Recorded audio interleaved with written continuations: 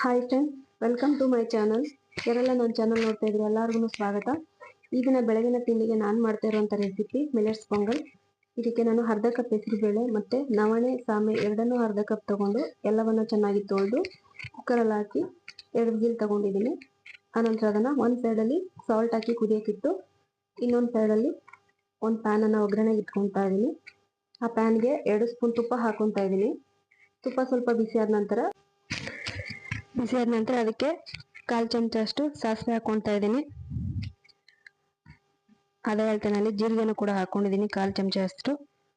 ಮತ್ತೆ ಒಣಮೆಣಸು ಕೂಡ ಖಾರಕ್ಕೆ ತಕ್ಕಷ್ಟು ಹಾಕೊಂಡಿದ್ದೀನಿ. ಹಸಿಮೆಣಸಿಗೆಗಳನ್ನ 2ರಿಂದ 3 ತಗೊಂಡು ಹೋಳುಗಳಾಗಿ ಮಾಡಿ ಹಾಕೊಂಡಿದ್ದೀನಿ. ಕರಿಬೇವು ಸೊಪ್ಪು ಹಾಕ್ತಾ ಇದ್ದೀನಿ. ಹಾಗೆ ಹಸಿ ತೆಂಗಿನಕಾಯಿನ ಸಣ್ಣ ಸಣ್ಣ ಪೀಸ್ಗಳಾಗಿ ಮಾಡಿ ಹಾಕೊಂಡಿದ್ದೀನಿ. ಮತ್ತೆ ಗೋಡಂಬಿಯನ್ನು ಕೂಡ ಆ್ಯಡ್ ಮಾಡ್ಕೊಂಡಿದ್ದೀನಿ. ಇದೆಲ್ಲವನ್ನ ಚೆನ್ನಾಗಿ ಮಿಕ್ಸ್ ಮಾಡ್ಕೋಬೇಕು.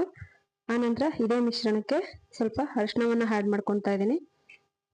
ಅರಿಶಿಣ ಆ್ಯಡ್ ಮಾಡಿದ ನಂತರ ಚೆನ್ನಾಗಿ ಫ್ರೈ ಮಾಡಿ ಸೈಡಲ್ಲಿ ಏನು ಕುದಿಯಕ್ಕಿಟ್ಟಿದ್ವಲ್ಲ ಹೆಸರುಬೇಳೆ ಮತ್ತು ನವಣೆ ಸಾಮೆ ಮಿಶ್ರಣ, ಅದಕ್ಕೆ ಈ ಒಗ್ಗರಣೆನ ಮಿಕ್ಸ್ ಮಾಡಿ ಚೆನ್ನಾಗಿ ಮಿಕ್ಸ್ ಮಾಡಿದ ನಂತರ ಇದ್ರ ಜೊತೆ ಕಾಯಿ ಚಟ್ನಿ ಸರ್ವ್ ಮಾಡಬೇಕು. ಕಾಯಿ ಚಟ್ನಿ ಜೊತೆ ಈ ಮಿಲೆಟ್ಸ್ ಪೊಂಗಲ್ ತುಂಬ ಟೇಸ್ಟಿಯಾಗಿರುತ್ತೆ ತಿನ್ನೋದಕ್ಕೆ.